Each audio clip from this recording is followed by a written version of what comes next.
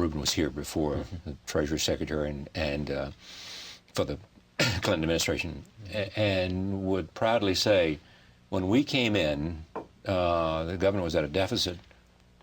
When we left after 8 years, it was at a surplus. And all we have seen is the Republicans, budget after budget, fritter away our surplus. Well, that's why in the last 2 years, reducing the deficit by about $165 billion, I think it's a 53% reduction from the, the deficit years to year, is a good sign. We're making progress. We're getting back to a point where the deficits are now going down.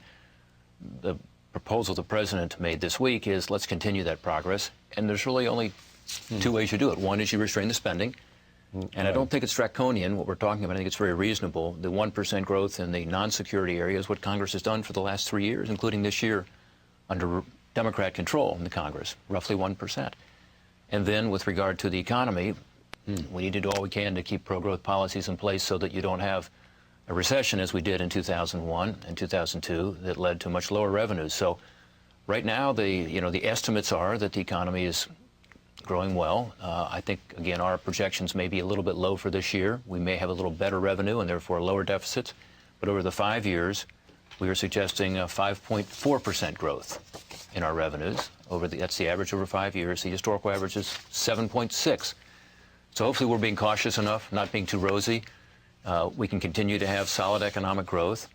It doesn't need to be spectacular like it's been on the revenue growth the last 2 years when it's been record receipts. Right.